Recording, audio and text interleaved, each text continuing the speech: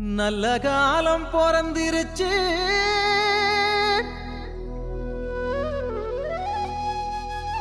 நாடும் வீடும் செழிச்சிருச்சு, புனிதர் கோயில் திறந்துருச்சு, நமக்கு புது வாழ்வு மலர்ந்துருச்சு.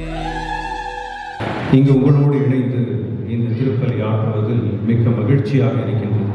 ஏனென்றால் ஒரு இயேசு சபை புனிதரை பற்றி இங்கு இருக்கிற எல்லாம் இயேசு சபை ஃபாதர்ஸ், அதனால் ஒன்றாக இணைந்திருப்பது ஏதோ எங்களுடைய நண்பர், எங்களுடைய தோழர், எங்களுடைய உடல் பிறப்பு, அவருடைய ஒரு திருவிழாவை இணைந்து கொண்டாடுவது போன்ற ஒரு எண்ணம் தோன்றுகின்றது. சவேரியாரை பற்றி உங்கள் அனைவருக்குமே தெரிந்திருக்கும். ஏன்னா நம்ம பங்கு சவேரியார் பங்குன்றதுனால நிறையா கேள்விப்பட்டிருப்பீங்க. ஒவ்வொரு வருடமும் திருவிழாவில் அவரை பற்றி நிறைய கருத்துக்களை, அவரை பற்றிய நிகழ்வுகளை கேள்விப்பட்டிருப்பீர்கள். இந்த நாட்களில் கூட தொடர்ந்து சவேரியாரை பற்றிய வார்த்தைகளையும், அவர் எதனால் மனமாற்றம் அடைந்தார் என்பது அனைத்தையும் நீங்கள் கேள்விப்பட்டிருப்பீர்கள். இந்த வருடம் அருட்பணி ரகு அவர்கள் இந்த மண்ணிலே உங்களோடு இருப்பது போன்று கடந்த வருடம் நான் நாகர்கோயிலில் முட்டம் அப்படின்ற இடத்துல அங்கு இருந்தேன். அங்கு சென்ற பொழுது நான் இயேசு சபை குருவானவர் என்று சொன்ன உடனே மக்கள் சொன்னார்கள், இதுவும் இயேசு சபை புனிதர் சவேரியார் நடந்து சென்ற மண் என்று சொன்னார்கள். அதனால் அந்த மண்ணிலே இருந்து அந்த சவேரியார் பணி செய்த அந்த மக்களோடு, அவர்களோடு இணைந்து பணி செய்ததிலே மகிழ்ச்சியாக இருந்தது. அப்போ அந்த மாதிரி நானும் சில சமயங்களில் போட்டெல்லாம் மந்திரிக்க போகும் பொழுது எனக்குள்ள இதோ நம்மளுடைய மூத்த சகோதரர் சவேரியார் இங்கே தானே இருந்தார், எல்லாத்தையும் அவர் இறைவனுடைய அதிமிக மகிமைக்காக செய்தார் என்று சொல்லி போட்டு மந்திரிக்கும் போதெல்லாம் எனக்கு உள்ளுக்குள்ள அப்படியே ஒரு சவேரியார் மாதிரி ஒரு எண்ணம் எனக்கு வரும். நம்மளும் உடனே மக்களும் சொல்லுவாங்க, சின்ன சவேரியார் வந்துட்டார் என்று சொல்லி. ஏனென்றால் இயேசு சபை ஒரு புனிதராக அவர் இருப்பதன் காரணத்தினால், அவர் செய்கின்ற அந்த பணியை செய்வதன் காரணத்தினால், எல்லாவற்றையும் இறைவனுடைய அதிமிக மகிமைக்காக செய்கின்ற காரணத்தினால் இயேசு சபையிலே இருக்கின்ற ஒவ்வொருவரும் ஒரு இஞ்ஞாசியாரை போல, ஒரு சவேரியாரை போல பணிகளை செய்து கொண்டிருக்கின்றார்கள். இங்கே முன்னாடி பார்க்கும் பொழுது நிறைய சிறுவர்கள் அமர்ந்திருக்கிறார்கள். அதை பார்க்கும் பொழுது நிறைய குட்டி குட்டி பிரான்சிஸ் சவேரியார் உட்கார்ந்துருக்காங்க. அந்த தம்பி பார்த்து சிரிக்கிறார், நானும் ஒரு பிரான்சிஸ் சவேரியார் தான் என்று சொல்லி, எனது உள்ளம் பற்றி எரியவில்லையா அப்படின்ற மாதிரி சவேரியாருடைய உள்ளத்திலே இருந்த தீ, அந்த நெருப்பு இன்று நாம் ஒவ்வொருவருடைய உள்ளங்களிலும் பற்றி எரிந்து கொண்டிருக்கின்றது. எதற்காக? எல்லாம் இறைவனின் அதிமிக மகிமைக்காக. அந்த ஒரு வார்த்தை தான் இது. புனித இஞ்ஞாசியார், இயேசு சபையை தொடங்கிய புனித இஞ்ஞாசியார் அவர்கள் எல்லாம் அதிமிக மகிமைக்காக என்று அந்த சபையை தொடங்கினார். அந்த சபையிலே அவரோடு தோழராக இருந்தவர் தான் புனித பிரான்சிஸ் சவேரியார். அவர் அதே விருது வாக்கை, அதே விழுமியத்தை வாழ்வாக்கி எல்லாம் இறைவனின் அதிமிக மகிமைக்காக என்று வாழ்ந்தவர். எவ்வளோ பெரிய பணக்காரர், நிறைய சொத்து பத்தெல்லாம் இருக்கு. அவருக்கு ஒரு ப்ரொஃபஸர் ஆகணும், ஒரு காலேஜில் டீச் பண்ணுற அளவுக்கு ஒரு ப்ரொஃபஸர் ஆகணும் அப்படின்னு சொல்லி, அதற்கு முன்னால் இஞ்ஞாசியாரை சந்திப்பதற்கு முன்னால் அவருடைய எண்ணம் எல்லாம் என்னுடைய மகிமைக்காக அப்படின்றது. என்னுடைய மகிமைக்காக நான் நல்லா இருக்கணும், நான் கொஞ்சம் பெரிய ஆளாகணும் அப்படின்ற அந்த ஒரு எண்ணம் புனித சவேரியார் இடத்துல இருந்தது இஞ்ஞாசியாரை சந்திப்பது வரை. இஞ்ஞாசியார் ஒரே ஒரு கேள்விதான், எல்லாருக்கும் தெரியும் அந்த கேள்வி. என்ன கேள்வி?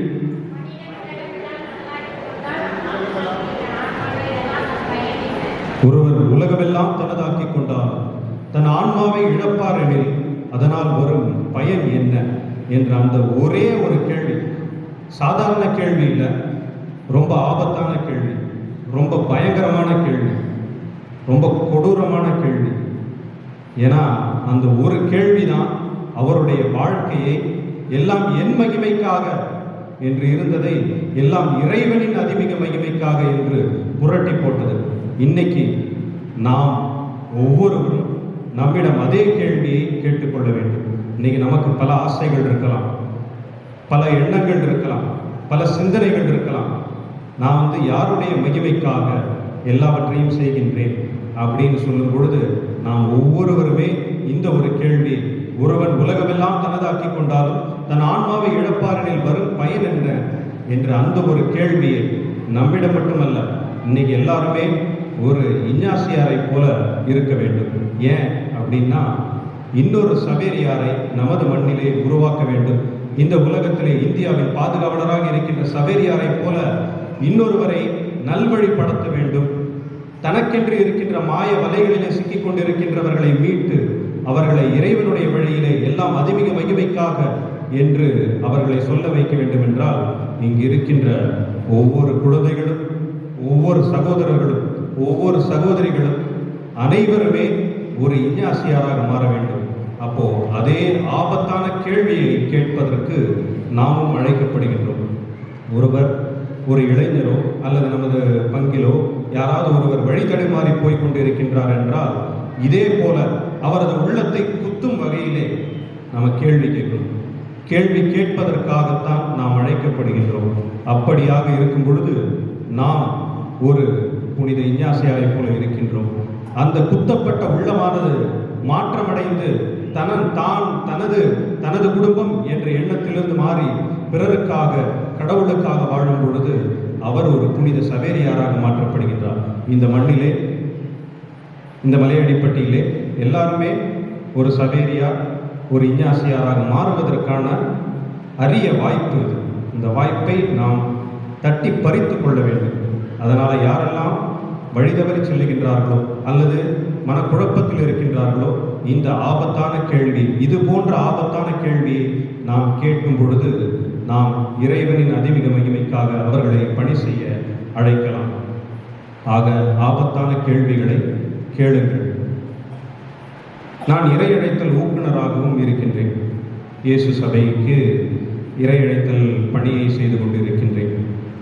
ஃபாதர் சொன்னார், இந்த மண்ணிலே அவர் ஒருவர் தான் இயேசு சபையை சேர்ந்தவர் என்று. ஃபாதர் வேளாங்கண்ணி ஒருவர் தான் இயேசு சபையை சேர்ந்தவர். பிரதர் தாமஸ் இருக்கின்றார், ஆனால் குருவாக இருப்பவர் ஃபாதர் வேளாங்கண்ணி.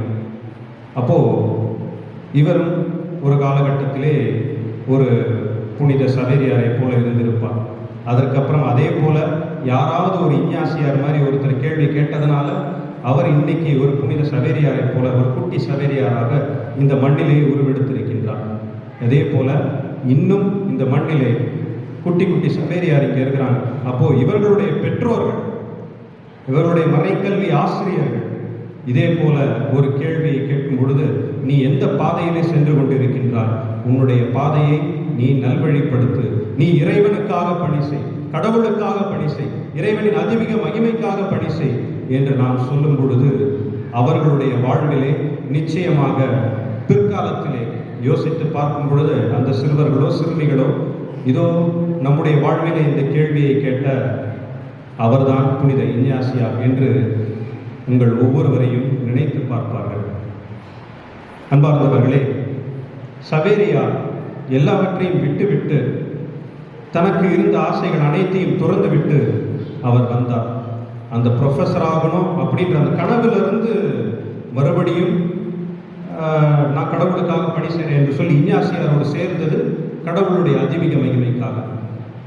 இந்த இந்திய மண்ணுக்கு சவேரியார் வர வேண்டியதே கிடையாது, வேற ஒரு 2 பேர் வர வேண்டியது, இயேசு சபை ஃபாதர்ஸ். ஆனால் இதுவும் இறைவனின் செயலே. இஞ்ஞாசியார் கேட்ட உடனே அவருடைய சொந்த நாட்டை, சொந்த வீட்டை விட்டுவிட்டு, சொந்த தேசத்தை விட்டுவிட்டு, இறைவனின் அதிமிக மகிமைக்காக நான் இந்திய மண்ணிற்கு செல்லுகின்றேன், இறைவனுடைய அதிமிக மகிமைக்காக இந்த மண்ணை விட்டு இன்னொரு மண்ணுக்கு சென்று அங்கு பல ஆன்மாக்களை ஈடேற்றம் அடைய செய்வேன், அங்கு பல ஆன்மாக்களை மீட்டெடுப்பேன் என்று சொல்லி 10,000-30,000 பேருக்கு மேல திருமுழுக்கு கொடுத்து நல்வழிப்படுத்தி கிறிஸ்தவர்களாக மாற்றியது மட்டுமல்ல, அவர்களை இறைவனுடைய பாதையிலே வழிநடத்தி சென்றிருக்கின்றார். அதுவும் இறைவனின் மகிமைக்காக. ஒருவேளை நான் என்னோடது அப்படின்னு நானே என்னுடைய மகிமைக்காக நினைச்சிருந்தேன்னா இந்த படியை சவேரியார் என்ன பண்ணியிருந்திருப்பார்? அவர் அப்படி நினைச்சிருந்தாருன்னா அங்கேயே இருந்திருந்திருப்பார். நான் ஏன் போகணும்? தெரியாத ஊருக்கு, தெரியாத மொழி பேசக்கூடிய இடத்துக்கு நான் எதுக்கு போகணும் அப்படின்னு சொல்லிட்டு அங்கேயே இருந்திருப்பார். ஆனால் அதுவும் இறைவனின் மகிமைக்காக.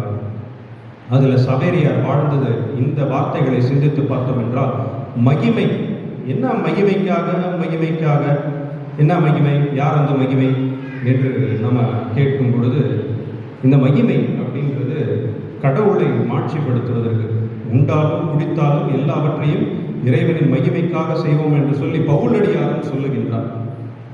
இன்றைய 2வது வாசகத்திலே நாம் வாசித்தோம். அப்போ அந்த மகிமைக்காக, அந்த ஒரு மாட்சிக்காக தான் அனைவருமே உழைக்க வேண்டும். அந்த பவுலடியார் சொன்ன அந்த மகிமையை தான் புனித சவேரியார், அவரை 2வது பவுல் என்று சொல்லுவார்கள்.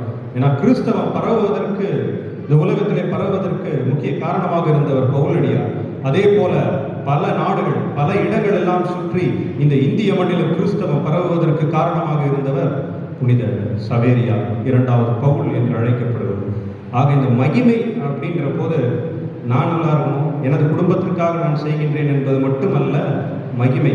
என்னுடைய பெருமைக்காக, ஒருவேளை நான் நல்லா என்னுடைய திறமைகளை வளர்த்துக் கொள்ள வேண்டும், நான் நல்லா இருக்கணும் அப்படின்னு சொல்றது மகிமை அல்ல.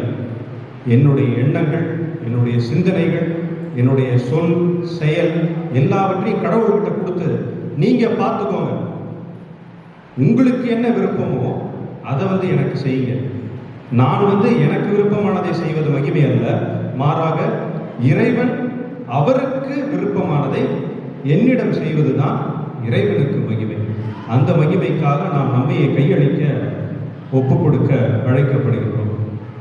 அதே மாதிரி இந்த வார்த்தைகளை பார்க்கும் பொழுது, எல்லாம் இறைவனின் அதிமிக மகிமைக்காக. அவர் சொல்லல பாதி இறைவனின் மகிமைக்காக, அல்லது கால்வாசி மட்டும் இறைவனின் மகிமைக்காக, ஒரு முக்கால்வாசி எங்க குடும்பத்துடைய மகிமைக்காக, அல்லது ஒரு கால்வாசி என்னுடைய மகிமைக்காக அப்படின்னு பிரிச்சு வைக்கல. இஞ்ஞாசியாரும் சரி, சவேரியாரும் சரி, அந்த எல்லாம் என்ற வார்த்தையை நாம் உள்வாங்கி எல்லாவற்றையும் இறைவனுடைய மகிமைக்காக நாம் செய்வதற்காக அழைக்கப்படுகின்றோம். இயேசுவில் பிரியமானவர்களே, நான் என்னத்தை செய்ய முடியும்? எல்லாத்தையும் இறைவனுடைய மகிமைக்காக. நான் என்னுடைய குடும்பத்திலே ஒன்றாக சந்தோஷமாக ஒரு திருக்குடும்பத்தை போல வாழும் பொழுது எல்லாவற்றையும் நான் இறைவனுடைய மகிமைக்காக செய்கின்றேன். கணவன் மனைவியிடையே பிரச்சனை ஏற்படும் பொழுது அந்த பிரச்சனையை மேலும் பெரிதுபடுத்தாமல் அதை பேசி தீர்த்து கொண்டு இறைவனுடைய கையிலே ஒப்புவிக்கும் பொழுது நான் அதை இறைவனுடைய மகிமைக்காக செய்கின்றேன். அதுபோல கஷ்டத்திலே இருக்கின்றவர், துன்பத்திலே இருக்கின்றவருக்கு, தேவையில் இருப்பவர்களுக்கு நான் உதவும் பொழுது அதை நான் இறைவனின் மகிமைக்காக செய்கின்றேன். நான் காது கொடுத்து கேட்கறதுக்கு ஆள் இல்லையே, என்னுடைய கஷ்டங்களை நான் பகிர்ந்துக்கும் போது என்னை கவனிக்கிறதுக்கு ஆள் இல்லையே, அல்லது நான் வயதாகி இருக்கிறேன் என்னை கண்டுக்கிறதுக்கு ஆள் இல்லையே என்று நினைக்கும் பொழுது, அந்த போன்ற மனிதர்களிடம் நாம் சென்று அவர்களுடைய துன்பங்களுக்கு செவிமடுக்கும் பொழுது அங்க இறைவனுடைய மகிமைக்காக நான் செய்கின்றேன். அதே போல இந்த நான் சொன்னது போல முட்டத்திலே நான் இருந்த பொழுது அங்கு சரி, சவேரியார் தான், இஞ்ஞாசியார் எல்லாம் இறைவனின் அதிமிக மகிமைக்காக என்று வாழ்ந்தவர், சவேரியார் எல்லாம் இறைவனின் அதிமிக மகிமைக்காக வாழ்ந்தவர், நாமும் வாழலாம் என்ற ஒரு உதாரணத்தை எனக்கு அங்கு ஒரு சிறுமி விட்டு சென்றார். ஒரு சின்ன பொண்ணு, சின்ன பிள்ளைகளும் சரி இறைவனின் அதிமிக மகிமைக்காக வாழலாம் என்பதற்கு உதாரணமாக ஒரு 9 வயது சிறுமி. அந்த பாப்பாவுக்கு கேன்சர் நோயால் பாதிக்கப்பட்டிருந்தது. நான் அந்த ஊருக்கு சென்ற பொழுது தொடக்கத்திலே வீடு மந்திரிக்க போனேன். அப்போ அந்த பாப்பா பிளஸ்ஸிங் வாங்கினுச்சு. வந்தோடனே என்ன பாப்பா படிக்கிறேன்னு கேட்டேன். எனக்கு 9 வயசு ஆகுது, நான் ஸ்கூல் போயிட்டு இப்போ தான் இருக்கிறேன், இப்போ ஸ்கூலுக்கு போகிறதில்ல அப்படின்னு சொல்லி. ஏன் என்று அந்த பெற்றோர்கள் சொன்னபோது, அந்த பாப்பாவுக்கு கேன்சர் நோய், அந்த நோயால் பாதிக்கப்பட்டிருந்த அந்த சிறுமி கொஞ்ச நாள் அந்த குழந்தையை பார்க்கவே இல்லை, கோயிலுக்கெல்லாம் வர்றதில்லை, ஸ்கூலுக்கு அந்த குழந்தை போகிறதில்லை. ஒரு 2-3 மாதங்கள் கழித்து என்னை ஒரு நபரை பங்கு தந்தையை அழைக்க வந்தார். சாமி, ஒரு நோயில் பூசுதல் கொடுக்கணும் என்று சொல்லி. நோயில் பூசுதலா? ஃபாதர், பெரிய ஃபாதர் இல்லையே என்று சொன்ன உடனே ரொம்ப அவசரம், நீங்கள் வாங்க என்று சொல்லி என்னை அழைத்தார்கள். அப்பொழுது அங்கே போனேன். போன உடனே அந்த படுக்கையிலே இருந்தது அந்த சிறுமி. அப்படியே அந்த பொண்ணுடைய கண்ணு, இந்த ஒரு வலது கண்ணு அப்படியே வெளியே பிதுங்கி வந்து ரத்தம் சொட்ட சொட்ட கேன்சர் நோயால் பாதிக்கப்பட்டு அந்த சிறுமியுடைய கண்ணிலே ரத்தம் வழிந்தது. அங்கு இருந்த பெற்றோர்களுடைய கண்ணிலே கண்ணீர் வழிந்தது. அதை பார்த்த உடனே நானும் என்னால் அடக்கிக் கொள்ள முடியாமல் நானும் அழுதேன். அப்படி இருந்த ஒரு சின்ன பொண்ணு இப்படி ஆயிடுச்சு என்று சொல்லி அந்த பெண், அந்த சின்ன பாப்பா சொன்னிச்சான், அவ்வளோ துன்பத்திலும் கூட நாம் பல நேரங்களில் கடவுளுக்கு இன்பத்தின் போது எல்லாவற்றையும் இறைவனுடைய மகிமைக்காக ஒப்புக் கொடுக்கின்றோம். அது எல்லாராலையும் முடியும். ஆனால் அந்த பாப்பா அவங்க அம்மா அப்பா ரொம்ப நொந்து போய் கடவுளை வெறுத்து இனிமேல் நான் எதுக்கு கோயிலுக்கு போகணும் என்று சொன்ன பொழுது, அம்மா, கடவுளை வந்து திட்டாத, நீ எதுக்கு கடவுளை திட்டுற, கடவுள் எல்லாமே நல்லதுக்கு தான் செய்வார் என்று சொல்லி அந்த சிறுமியானவள் அம்மா அப்பாவை கோயிலுக்கு போக சொன்னான். கடவுளை நீ திட்டாதே என்று சொல்லி அந்த சிறுமி சொன்னாள். அவளுடைய அந்த ஒரு வார்த்தையை கேட்டு அந்த பெற்றோர், பல நாட்களாக கோயிலுக்கு செல்லாத அந்த பெற்றோர் கோயிலுக்கு வந்தார்கள்.